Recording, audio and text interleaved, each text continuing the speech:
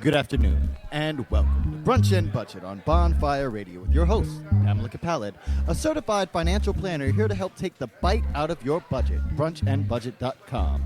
I'm your sound provider, Dialect, and here's your host, Pamela Capalid.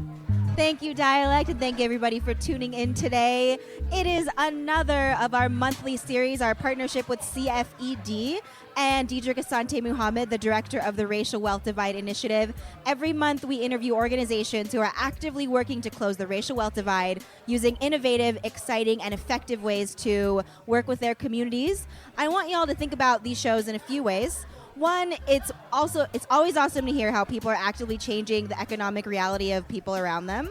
The other thing, too, is hopefully this gives you ideas for how you can help close the racial wealth divide in your communities. And also, for your own personal sake, what kinds of resources you have and you can look for to share in your community and to take advantage of yourselves. So we are super excited. We are at the NCRC conference at Claudia's Steakhouse, recording this live, so you hear all the fun going on in the background. We are with the Chinese Mutual Aid Association. They are based in Chicago. They serve low-income immigrants, refugees, people from all socioeconomic and ethnic backgrounds, all generations, youth, seniors, people of all abilities. Literally, they do everything. Go to their website. I was like, literally everything: youth, housing, domestic violence, employment. You can bring them home to your mom. 30 minutes or less, you have a meal. That's it. So we have Margaret Smith, the youth program manager, here with us, and Dennis Mondero, the executive director. Thank you so much for being here, for taking time during the happy hour bar to talk to us. Yeah, and I just want to know, just Deidre, but just want to highlight that Chinese Mutual Aid Association is part of our Building High Impact Nonprofits project that we do out of Chicago, Baltimore, New Orleans, and Miami, and we're real glad they can come here and talk with you and your listeners about all the great stuff they do. Yeah, it's so cool. I mean, I don't even know if we have enough time because I'm just going to have you run through it. So I want to start with, what is your main mission and what's your programming? How did it all start? So Chinese Mutual Aid Association was originally founded by ethnic Chinese immigrants from Vietnam. So actually our founders were from China. They essentially got, for lack of a better word, kicked out of China, moved to Vietnam, and then after the Vietnam War, they became refugees into Chicago. And if you don't know much about Chicago, Chicago's north side has a thriving Vietnamese and Chinese community. Normally people think Chinatown, Southside Chinatown, but we represent north side Asians. All right. Yeah. So there was a growing need about 35 years ago when we were founded for our community to mobilize and sort of formalize our activities of taking immigrants and really acclimating them to life in America. And that's how it all started. Like you said, we offer almost all services now, from anywhere from 4 years old to 94 years old. We do in-home senior services. We do youth services as young as kindergarten. We do free ESL education. And our whole goal is just to acclimate our clients to their lives in America and also make sure they are reaching their full potential as engaged and active community members. Wow. Okay, so I have to ask, just because it's timely, what are you seeing just in the first couple months of this administration that you've had to adjust to or that you've had to change to with some of the policies that Trump's put in place? So, there's a lot of discussion and a lot of rhetoric about what will be funded, what won't be funded. Yeah. And so the topic of CDBG funding, right, for us, we have workforce development that's funded by CDBG. What is CDBG? And Community Development Block Grant. Okay. So it's federal funding. Oh, okay. Ooh. That's given to the states, and usually that CDBG funding is unrestricted so that the states can choose how they would spend it, or they give it to municipalities. And it could be spent on infrastructure, it could be spent on social services, and so for us, for instance, CDBG helps pay for our workforce development so that we help immigrants get jobs, right? And so and low-income people in the community get jobs. And so as a nonprofit, we're supposed to be nonpartisan, and so I'll keep it that way. But, right. But we're obviously wanting to tout always the important work that our team does in the field, in the community. and so it's scary that some of those really important social services that are helping people every day, could potentially be cut. And honestly, I'm a private practice lawyer by background. I then had a stint in government, and now I'm in the nonprofit sector. And I have to say that my awesome colleagues at the agency, they work just as hard as anyone in any other sector. The work we do is as important as the private sector, as important as the hardworking people in government, and they're doing it at half the pay with a lot less benefits. Half the resources. And they're doing God's work, right? And so it's like I keep saying they're walking saints on earth, right? And so the really small margins that we have as a nonprofit organization, it's just really a scary time to know that we have to always keep fighting, both at the federal level, at the state level, to remind folks how important what we do. It's like people want to see that there's this tangible product results at the end of it, thing, right? yeah. And so that's our job to show that better. And we will continue and to shout out to CFED and the program that Diedrich mentioned to us that they accepted us into. Truly, it's a wonderful program that we're thankful that we hope that at the end of it we can refine our message to the community to tell people this is the actual social impact of what we do. Boots to ground. Our staff has just been doing it and working their asses off, right? Yeah. And but never really stopping to say, hey, wait, how do we measure this in a more meaningful way to really tell everyone this is the before and this is the after of what of us intervening to help the community. So thank you, Diedrich. Yes, I feel like nonprofits that actually do good work, just y'all don't brag about yourselves enough. You're too busy doing the work and keeping your heads down and boots on the ground, like you said. And they don't really have a marketing budget, right? Yeah, right. That's not what their money's going. Yeah, there's no money to actually, publicize the great work they do, which is why it's so great they have opportunity to be on a show like this and talk about the work they do. And I think you said so many important things. And one thing people don't realize is how much federal money is connected to local programs. Yes. So some people think, they're going to make some, I don't know how the federal money's spent. It doesn't affect me or my community. But so many of your local programs that, people in your community are dealing with day to day are funded by the Fed. It's just you don't see that. And so it will have impacts all throughout the community. Totally. So I'm I glad mean, you brought up that point. Yeah, everyone's freaked out that Meals on Wheels is getting cut. Think about all of the other small organizations on the local level and on the state level that are also on the chopping block right now. So, yeah. So you alluded a little bit to your background, Dennis, and I'm curious how you ended up, both of you, in this work. What is your background? What's your history? Sure. So I'm an immigrant kid. I was born in the Philippines. Word! Filipinos. High five. Nice. and so I when my family moved to Chicago, I was 3 years old, and we moved into Uptown, which is the neighborhood that Margaret spoke about. I like to, since our hosts are from New York, from Brooklyn, I will say that Uptown is the Ellis Island of Chicago, right? So it has been it is the most ethnically diverse community in the region, and has been so, and has been the home for waves upon waves of different immigrants. And so lived in Uptown as a kid. We eventually moved to the suburbs because my parents were afraid that I would join a gang, and I always like to say that. Look at you now. I know, right? look at me now. Oh, yeah. Wearing a collared shirt, right? And I always say that my parents achieved the American dream because my sister and I went to college. That's why they came to the came here from the Philippines, was to achieve that American dream. Yeah. I went to law school. I practiced law. I was in government in high-level management for city government, and there was a point. I was a board member for my agency, and was there for 10 years as a board member. And there was a point of time in my career where I just thought that, hey, the organization is awesome. It's got such a great reputation, but can I hopefully take it to the next level and get more recognition for the community in terms of what our colleagues, our compadres do every day. And so that I just kind of made that personal life switch, and it's just been so rewarding.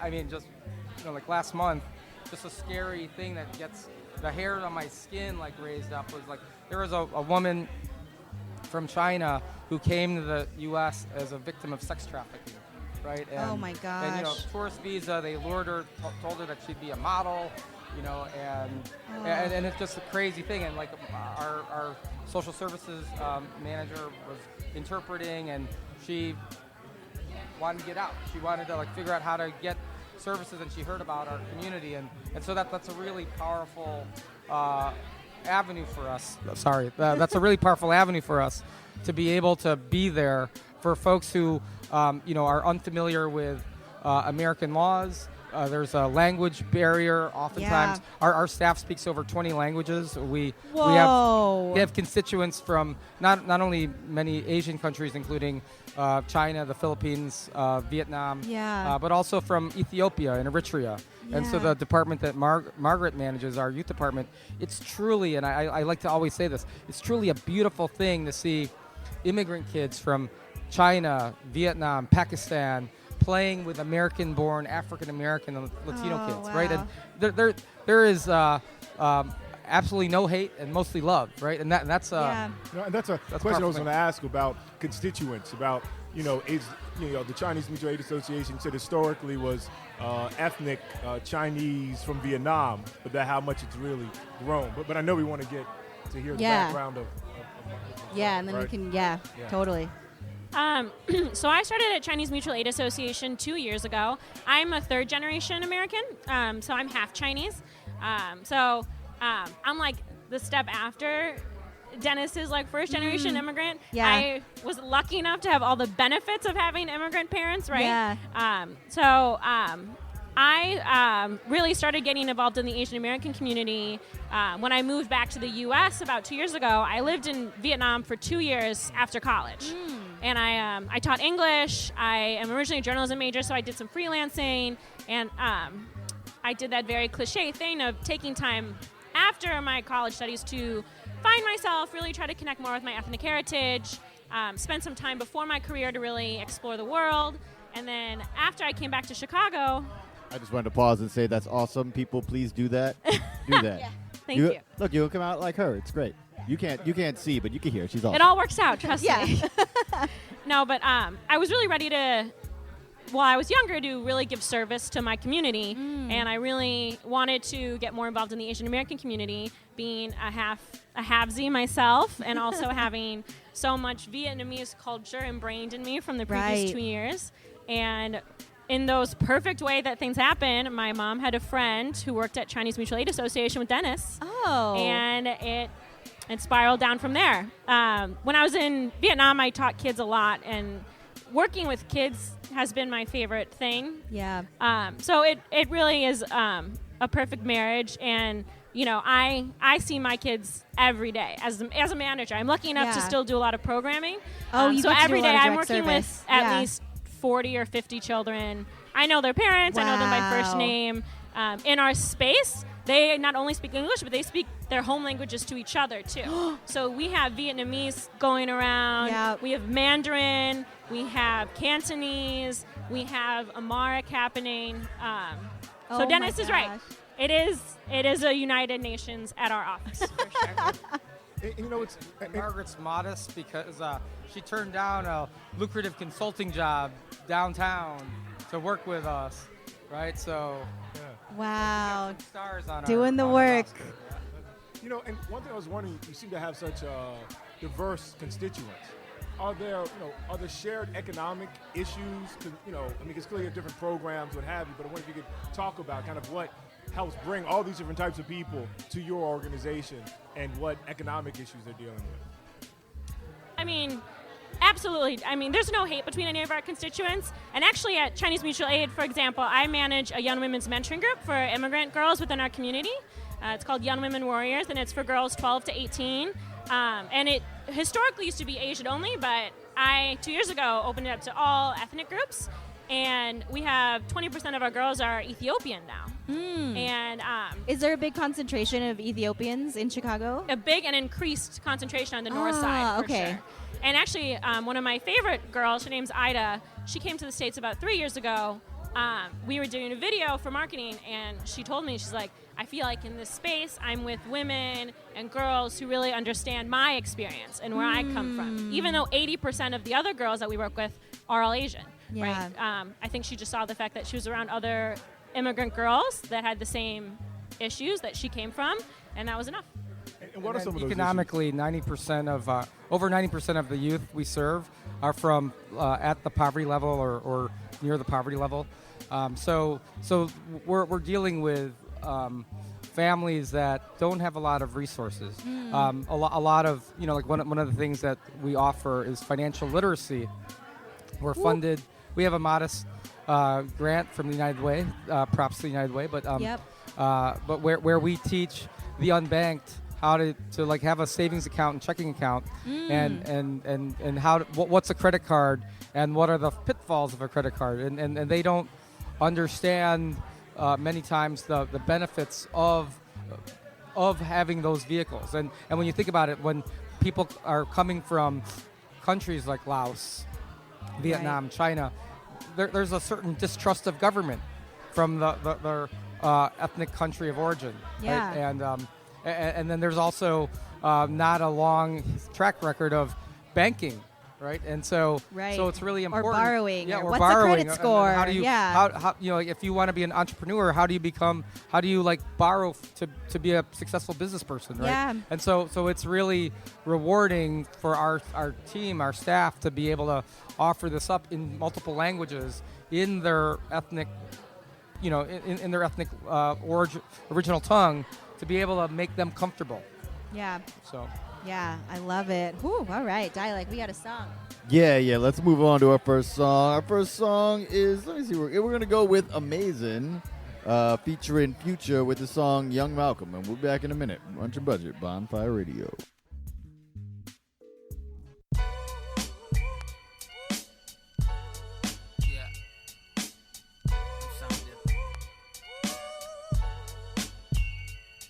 I'm about to raise the spirits of Muhammad and Malcolm and show why my people had to get an outcome. First of all, stop spending your money in these corporations that don't give a fuck about you, ain't got no ties or relations to you. You buying guns from them, how silly is that? You wanna go to war? Better think about that. It don't make sense, only make dollars for the Rockefellers and Rothschilds and high scholars. Can you sell more dope than your plug?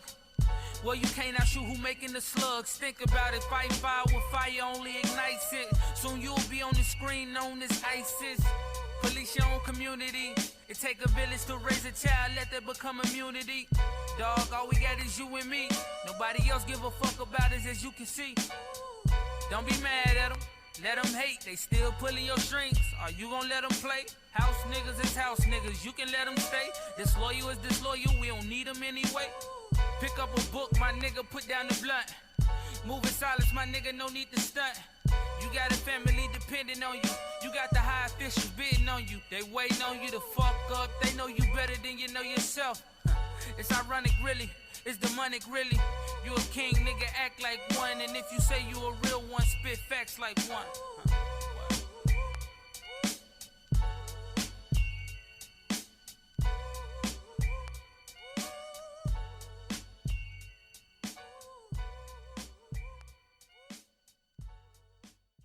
And we're back. Brunch and Budget, Bonfire Radio. Because I don't want to pronounce it Future. It's spelled F-U-T-A, so it might be Future like the famous guy Future, but it might be like, or Futa, or Futta, however you pronounce it. But it's Young Malcolm, Amazing, featuring F-U-T-A, however they pronounces it. Anyway, we're back here doing some more interviews. Yes, we are at the NCRC conference with CFED and Diedrich Asante Muhammad, the director of the Racial Wealth Divide, and we are sitting with the Chinese Mutual Aid Association based in Chicago. Yep. And NCRC stands for National Community Reinvestment Coalition. They have a national conference every year, and part of the work we do at CFED, Racial Wealth Divide Initiative, for the Building High Impact Nonprofits, is try to bring the local nonprofits to some national convenings to be a part of the conversations around, what issues different communities are dealing with. And I'm just wondering, you've only been at the conference one day, but if there are any issues or the conversations that you've had here that strike you as being similar to the work you're dealing with, or being different and unique. Sure, I'll take a first stab at it, Diedrich. like the morning session that I participated in, where I attended, was about access to capital and for small businesses, and how do nonprofits kind of react to that. So the sad fact is that there's dwindling resources for many nonprofits from government, whether that financial resources, local, state, or federal. And how do we continue to provide these services to the community where we are the social safety net? But if government isn't funding it, how do we do that? And so, for example, I believe the gentleman's name was Samuel Jackson. Right, and not Samuel L. Jackson, the actor, but I think not the actor. Right? But I think his name was Samuel Jackson. But was talking about how his organization in Washington D.C., as entrepreneurs, they got a license to have 3 IHOPs, International House of Pancakes, and they are being a franchisee of IHOP in downtown D.C. and it's just a really interesting business model because they were meeting a need for the community, because in the portion of DC that they're moving into, there are no sit-down restaurants, right? So it's this unmet need, and hopefully they could generate income and hopefully profit from it that then can feed their other programs, right? So so this notion of social enterprise is something that I know that it's the sexy topic. Right. Social entrepreneur, right? How do we do that? And then it was just really fascinating to hear from some rock stars. That panel was like top to bottom were rock stars, and I just felt so so insecure after, like, going, what have I done with my life compared to all these people? Like they were coming up with some really Says great the lawyer content turned executive director of a successful nonprofit. No, but but hey, the people up there were literally rock stars. It was Elvis and John Lennon. It was. Look, I was intimidated too. Samuel L. Jackson. Yeah. He was the moderator. That's right. I'm tired of this MFN economic destabilization in my MFN society. Watch his name is like movie. Steven Jackson or Mark Jackson, and I'll be like, I'm a dumbass. But but really, like, it was just like really great to hear how different organizations, even I have to say, even for CFED, it's wonderful to hear how our peers in this Chicago, Baltimore, New Orleans, Miami cohort, like, Diedrich picked a bunch of smart people to surround us with, because I love learning and hearing from my peers about what they're doing and how they're trying to fight the good fight on the little and the big. And so this conference has been very worthwhile in that regard. But really, I gave thanks to Diedrich before, but truly being able to help good organizations get to that great level, they're making it happen. And a lot of thanks is going to Diedrich, but I want to make sure we shout out like Lillian Singh, Kylie Patterson, Jessica Lopez, the whole team at the Racial Wealth Divide Initiative that does a lot of the groundwork in making sure these things happen. Because that is the point of the Building High Impact Nonprofits, is in local areas to bring together different nonprofits that are usually so focused in the work they do day to day, they don't have opportunity to learn about other nonprofits that might be working in different communities and learn some best practices there, and then to connect them to other cities. So. Yeah, and I think the most powerful part is, Chicago is so big. Our city is so spread out. And really the most amazing thing is a lot of our different nonprofit colors are in different sectors of this, different sectors of the city as well, right? We're not all clustered in one area. So trying to figure out ways where we can work together more, especially in the current economic crisis, as budgets get worse and worse, we're going to have to work smarter, not harder, right? Like, how can we partner more as a community in Chicago and really represent the nonprofit sector as a whole? I think this could be like a really interesting first step in that direction. Yeah, even just getting like data from multiple sources and seeing how other people do stuff, but having like this collective push that you can do on a national level is like so exciting. Yeah. Actually, I love it. I wonder if y'all mind talking a little bit about, because I know this is happening across the country, how state budgets are impacting. I mean, I think we talked a little earlier about how federal decisions are having impacts on your local work, but I think also doesn't get as much conversation is that through the Great Recession, it also wiped out a lot of state budgets which then also are creating different types of cuts and challenges for nonprofits. So if you I mean, just I highlight a little bit think of Dennis and I could talk about the state budget in Illinois for an hour or so because it is. maybe the 2-minute version. So Cliff and notes. actually, and it's a great question, and that's why I mentioned earlier that there is reduction in funding from city, state, and federal. In Illinois, there's a budget impasse. There is no. They haven't agreed to the 2017 state budget. What crazy? Which ends June 30th of this year, right? So we're 9 months in, 10 months in, and you know, and again, I'm not going to get partisan in any which way and get in trouble, but Of course not. But you know, like please, like both sides of the aisle, you know, Yeah. like realize and recognize that nonprofit organizations, whether it's Easter Seals or Catholic Charities, to us, we're the social safety net, and we're doing things a lot cheaper than private sector or government can do it, and you know, so anyone that's listening out there, if you can call your local legislator, urge them in Illinois to pass a budget, that's an important thing.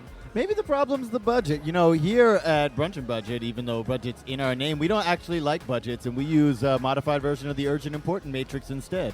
So why don't you ask the city what really matters to them in their purchases? Wow, actually, I was just joking, but I just ran a scenario. No, because teacher actually just went in my head and went through the urgent important matrix. And if we actually made city officials go through what was really important to the city in terms of short and long-term health, they would do what you wanted. Yeah. No, and I think too, you know, it's important to note that these cuts are all coming when the need hasn't gone down still from the Absolutely. Great Recession. So it's like Yeah. a double or triple or quadruple whammy if you look at city funding being cut, state funding being cut, and now talking about federal funding, and the need is going Yes. up. So you need you need more resources as much as ever, Yeah. but all these cuts are coming. And in Illinois, some legislators have gone on record to say that, hey, you know what?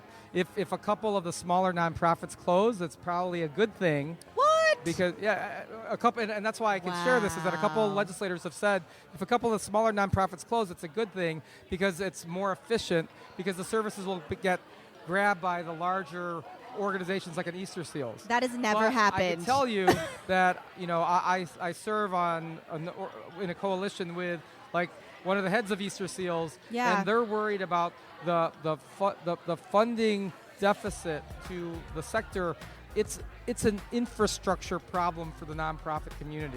It's going to hurt us this generation and the next generation. And nonprofits aren't like McDonald's and Burger King, right? So if a Burger King shuts down, McDonald's doesn't just open up there and everybody will still go there, right? Nonprofits have relationships with community members that are hard to reach oftentimes. If one shuts down, it can take years, if ever, to reconnect with those people. Well, and even the efficiency thing. I mean, are you kidding me? In New York City, we have a number of buildings that have 4 or 5 schools in them because whatever, people don't care. And it might surprise you to know they're not the most efficient schools in the city. I'm done with words. Oh my gosh. Oh my gosh. Okay. Okay. Let's calm down, everybody. Maybe just me. I'm so pissed right now. So I do want to talk about what are some of the key issues that you're finding that immigrants and refugees generally face when they come to this country? Like if someone's listening right now and they're new to this country, what obstacles do they tend to run into? The first one off the top of my head is absolutely language barriers. Yep. As Dennis already said, our staff speaks over 20 languages, and let me tell you, the amount of public services in Chicago that aren't translated into the languages our clients speak is really disheartening. Even if you call 911, you can't get that translated into any sort of Chinese language. Wow, Right. every level. I never even thought about that. Yeah. And So how isolating that right, has to be. exactly. And thankfully at CMAA we offer free ESL classes, and we actually manage a cohort of 15 other partner agencies throughout the Chicago area, and we help administer free ESL education. So absolutely language barrier, and that really is a top-down problem as well. As someone who works with the children of those immigrants, right? Because their parents don't speak English or aren't getting the English education or translation services they need, oftentimes we have kids that are translating their own problems with their teachers to their parents. Yeah. Right? They're translating their grades to their parents, right? We have parents that come in. I'm a direct communicator for some of my teachers because they can't reach out, and then as parents are less involved in education, that means their kids are going to be less inspired to do well in school. You know, it affects the whole family. Yeah. Wow. So that's probably the number one thing. How do clients find out about you? It's all word of mouth for us, for sure. You know, we have a really strong and really great reputation in the community, I would like to say. So we also have really good partnerships with our local elected officials as well that really like to represent us in our services. As Diedrich mentioned, we have a modest marketing budget, so it's predominantly that word of the mouth. We flyer things in the community about different, you know, discrete transactional, like one-off services that we will do, like the financial literacy classes. And so people may see something in their local ethnic supermarket, right? Like they'll see the flyer and take the thing. We teach ESL in the local schools to parents, and that's actually where we've got great relationships with local school principals, both in the grade school and high school level, because the principals recognize that to have engaged children, they need to have engaged parents, and if they can't communicate with the parents, and there's a language barrier, it's a problem. So the local school principals actively engage in a relationship with us where our staff will be teaching after school to the parents, and it's a beautiful symbiotic relationship. Yeah, totally. That just like getting to the heart of that, because you know the parents are going to be going to the schools anyway, and they have to get to the kids, and just like finding a way to incentivize them to want to learn to speak the language. I think, because I know, like, my grandparents are in the Philippines, but like, they never learned English. They're never going to learn English. Even if they moved here, they were never going to learn English because they never had a reason to.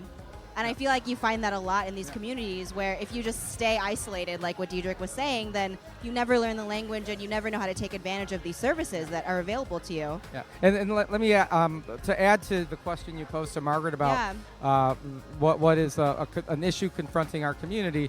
You know, language is obviously a big piece of it, but I think it's like lack of knowledge about how you access government.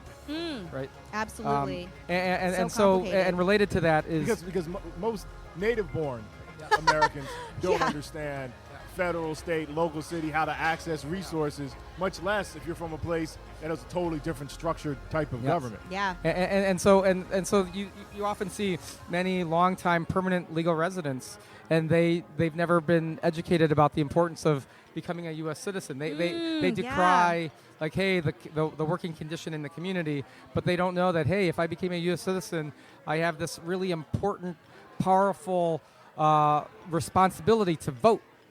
Right.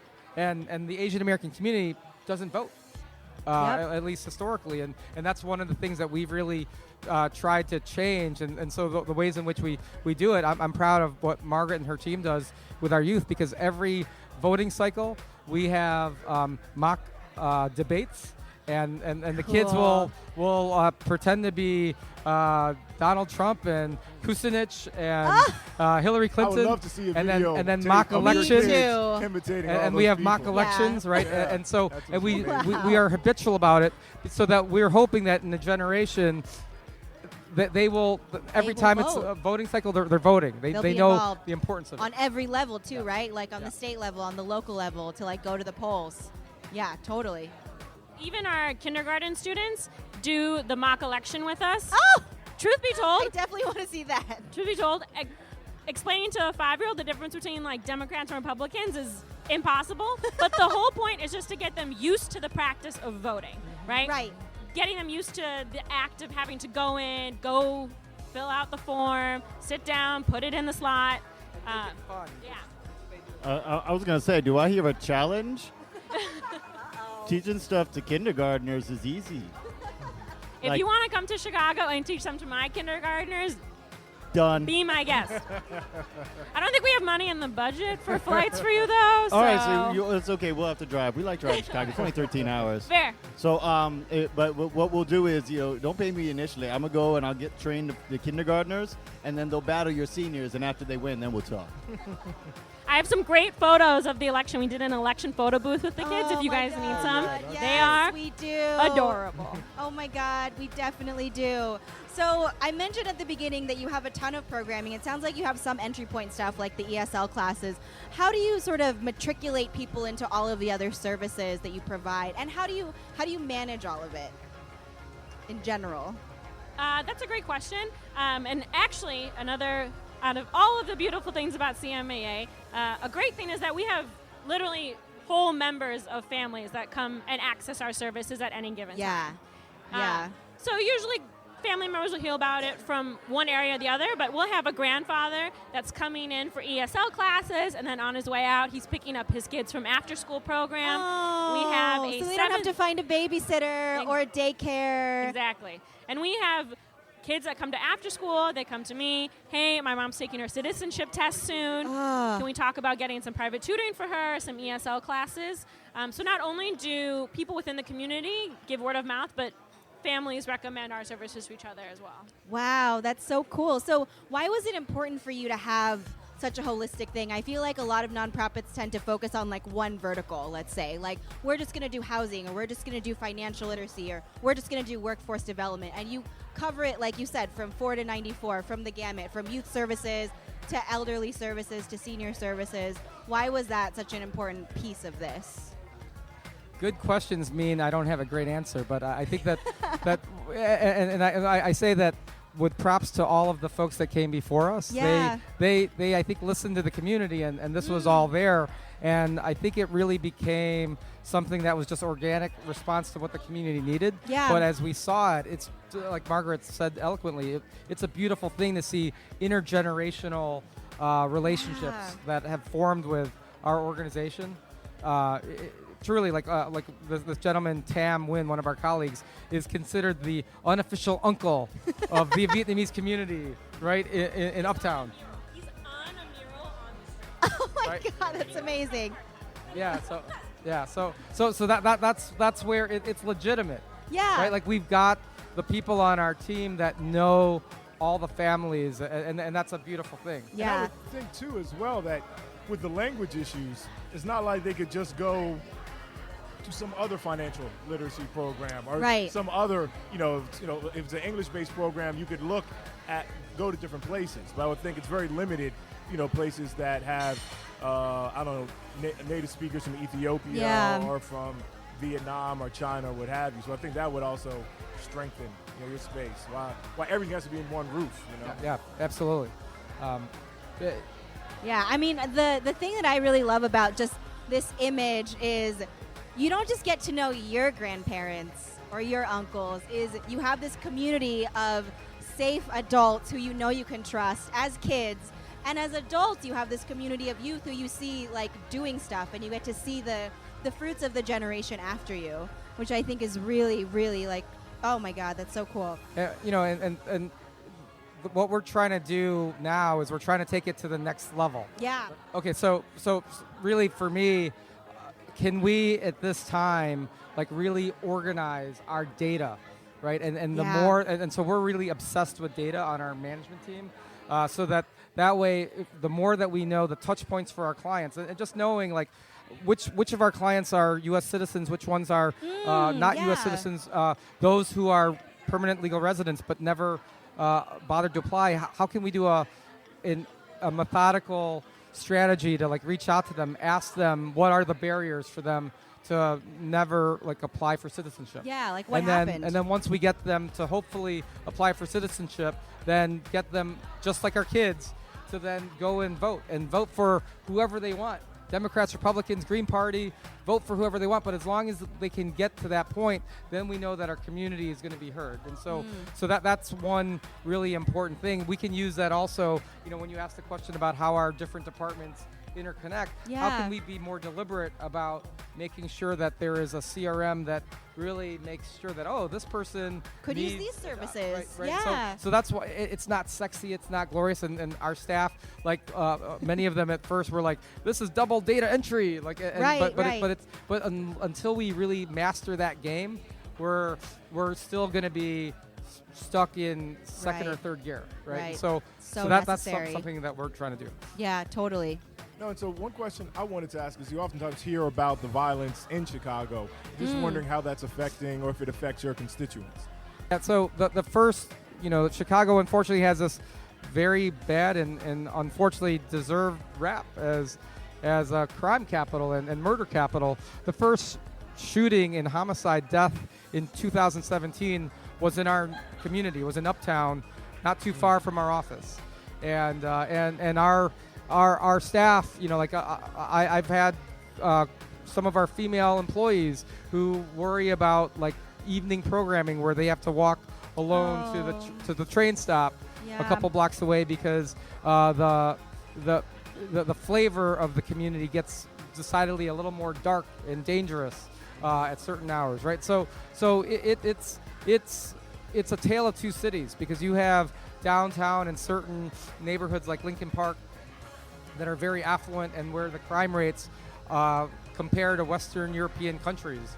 And then you also have the south side and west side and pockets of the north side where our office is, where the crime is certainly a lot more. And I'll brag about Margaret and her youth department. We teamed up with the Chicago Police Department and CAPS, which is a community policing, and actually Gads Hill, wow. another one of our compadres in this cohort, where there was a park, Buttercup Park in Chicago, which was at the beginning of last summer overrun by gangs. I think I've heard of that and park. it was right next to McCutcheon's Grammar School. And so every Wednesday night, we were out. Margaret was out toiling till 9 or 10 o'clock at night with bouncy houses, basketball, mobile basketball courts, wow. and we were doing positive loitering. Positive loitering. There we go. Oh, man. And I think to Hashtag hopefully right there. tie it back into what we talked about earlier about funding cuts and budget cuts on every level of government, I think a better question is unfortunately, how worse would the problem be if direct programming and service cuts were happening to our programming, right? Yeah. I mean, for example, last summer, I only have funding for a certain amount of children to come to our program and capacity. So 2 of my regular kids I couldn't accept. They didn't meet the deadline. Oh, And wow. those are 2 of my kids that are part of the program I have for youth from Chicago Housing Authority residencies. Yeah. And I found out when I came back to the regular after-school program in the fall that one of those kids had, because I don't think he really had anything to do all summer, had unfortunately had to run in with the police, So I think for me the scary part is how worse would it get Right. if the funding that we rely on and that our clients rely on for our services is Just cut. gone. Yeah. Yeah, because this is where they go. Like their Exactly. parents are working. They're going there after school. They're getting extended education or just someone to be around them and be a positive role model. Right. Oh my gosh. Yeah. We took over that park last summer in a positive way, Yeah. and the gangs stopped hanging out at that Oh, park. they did. Okay. But do we have the funding to continue that program Right. this coming summer, and will it turn again? And so it's a constant battle. We won one battle, a little battle, but the war ain't over, right? Yeah. And how do it's we perpetual. Well, I was going to say that's one of the issues that with private funding is it often can really easily just out of nowhere run out. In New York, when we had the big housing collapse, I walked into a number of nonprofits I was working for, and they said, "Hey, so the company that paid for all of our everything is gone. We're going to have our stuff out in a week." So just a reminder for heads on that we can't just put it on Kickstarters and expect our community to be able to take care of it when we pay taxes anyway. Yep, so true. So if you are a new immigrant and you're not in Chicago and don't get to take advantage of your services, what kinds of things, what kinds of resources, what can somebody Google, for instance, to be able to find services similar to yours? Just for our listeners. apart from our agency, there's a beautiful group of other community organizations similar to ours, and so in fact, like for example, in our within our own offices, the Bosnian Herzegovinian Association. Wow, that's like so resides cool. in our office, right? So Yeah. the former Yugoslavia, right? Like when it broke up into Yep. Serbia, Croatia, Bosnia, right? So Fadila, who is Kampara, who's the executive director there, she's got a staff of 1.5, and she knew that she didn't have the resources administratively to like operate on her own and have that direct service link. Yeah. And so everyone from the former Yugoslavian they go to Fadila. They know Fadila, right? And so we've got this beautiful relationship with each other where she's on staff, like she's got her own independent board, but like the back office part we share. Right. We that's beautiful. Like you're able to share that resource. In the suburbs in Elgin, which is an hour outside of Chicago, the Laotian community has a really vibrant, like 10,000 Laotian refugees immigrated to Elgin because they shared sister city status with the capital of Laos. Yeah. And that organization, Lao Organization of Elgin, smaller budget, relatively speaking, and so we've partnered up with them in this really wonderful association. We share an office together, and they have the relationships with the community, but because we had that infrastructure as an organization that's been around longer, that we're able to do more together than we are apart. So that affiliation, collaboration is a beautiful thing in multiple totally. ways, and we're always trying to talk with others about how to potentially do that. Yeah. And just to refer to your question about if you're not in Chicago and you're not listening to this podcast, so you don't know about Chinese Mutual Aid Association, how to find services as an immigrant, I think our community and our organization is proof that ask your friends because someone's going to know. Yeah. Right? Someone's going to know who to ask for the help you need.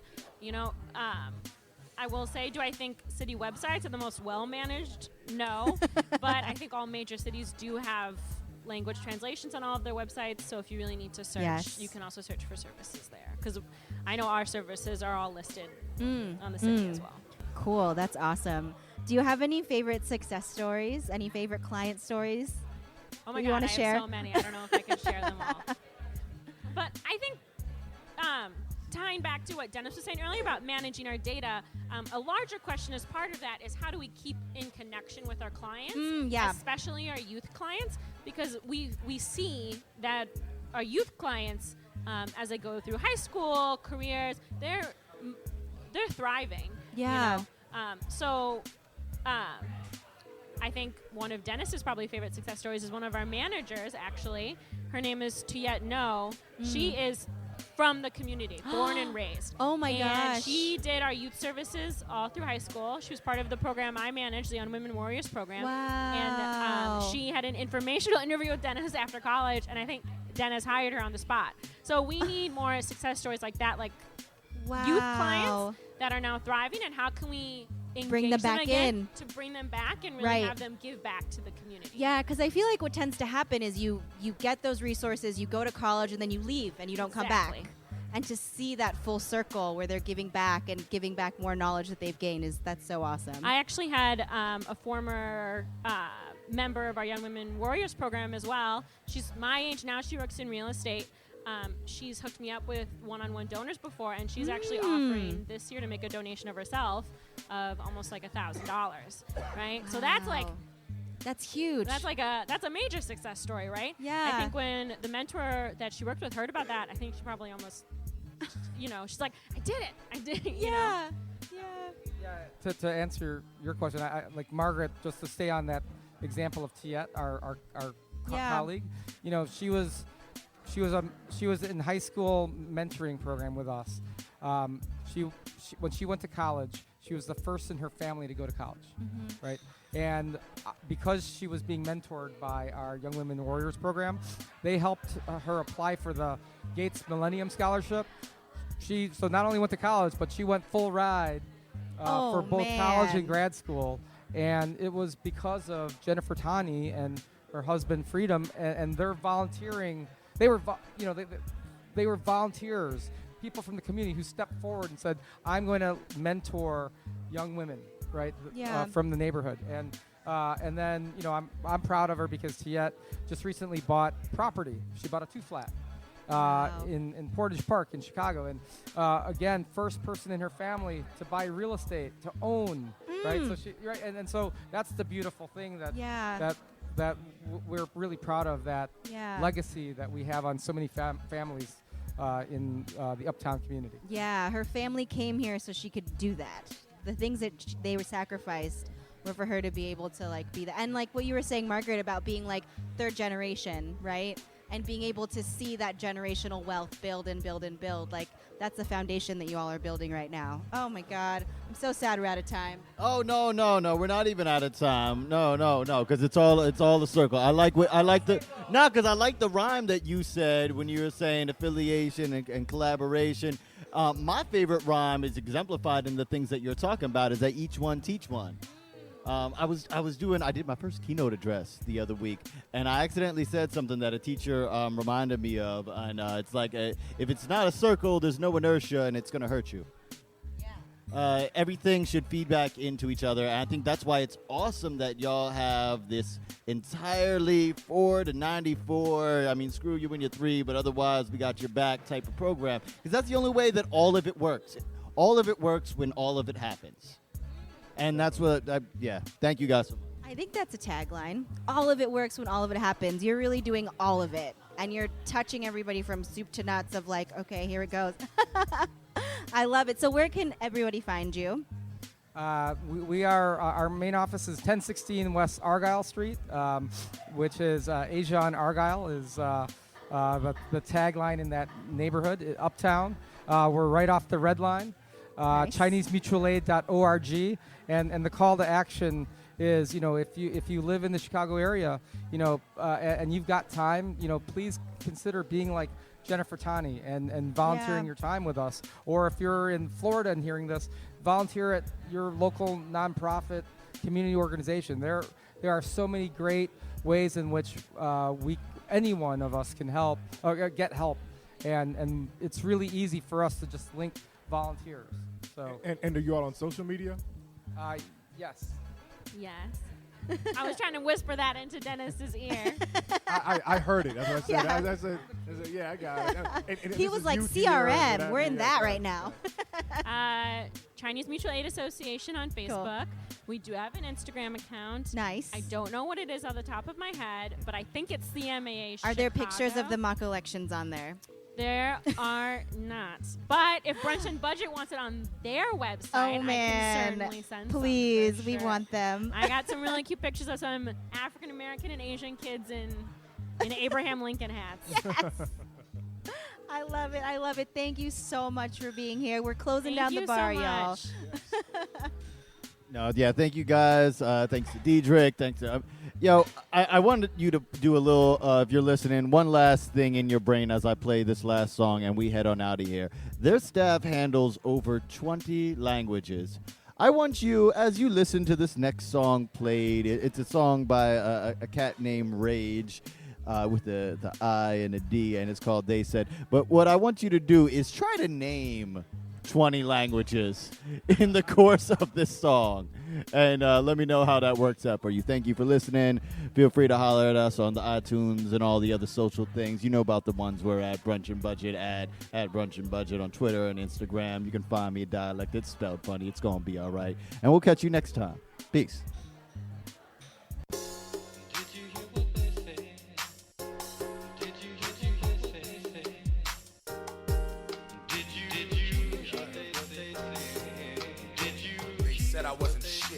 I'd probably be a bum, street scum, shouldn't be trusted, the bad luck kid, but should he ever find knowledge, then he'd be rugged. Some said I had weak eyes, others said their eyes are the dead, women can't see past the dreads, when I get into their head, they said I'm big for nothing, a smart but dumb kid, some kind of sickness, hard-headed, thick-skinned and senseless, always find shit out the hard way, but some say brilliant, and that ain't half the shit that I heard. They said my first son is my girl's third, they said I'm a nerd, they said I'm not worth God's love.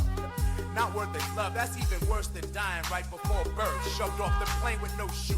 They said I'm cute, but not enough to let you live off my loot. They said I'd shoot you, but you suffer so well I'd hate to disturb you. They said I would defeat myself. They said I'd stress and manifest bad health, worry to death. They said this is a test. See if you can win your last breath. They said they never seen anyone last that long. Then they wept. They said he's dead, but he can't be buried. They said he's dead, but he can't be buried. They said he's dead, but he can't be buried. Come on, come on, come on, come on. This can't be real. They said I was doomed. They say I'm lost, but now I'm found. So what's that telling you, God? Tight, profound, and ironic. I'm everything they said I couldn't be. More than they could be. More than they want me to be. More than they can stand. See, that's why they said they never knew how I died or why I died. Though I was nobody, somebody said they heard I never cried. All of a sudden, someone said, how come nobody helped him out? They said he had a dirty mouth, and somebody simply washed it out. They said he wrote poetry, seen it on the bathroom wall. I said, sorry, Maya, but pardon me as I continue to fall. They said he murdered himself, calling himself God and all. They said he lived behind invisible walls, that he had no balls. They said he's a miserable motherfucker. Always blamed everyone else, always blaming himself, kept all the pain to himself. They said he lied to the mirror and told the truth to the grave. They said he'd always be a slave, although he's brave. They said he's dead, but he can't be buried. They said he's dead, but he can't be buried. They said he's dead, but he can't be buried. They said he's dead, but he can't be buried. They said he's dead, but he can't be buried. They said he's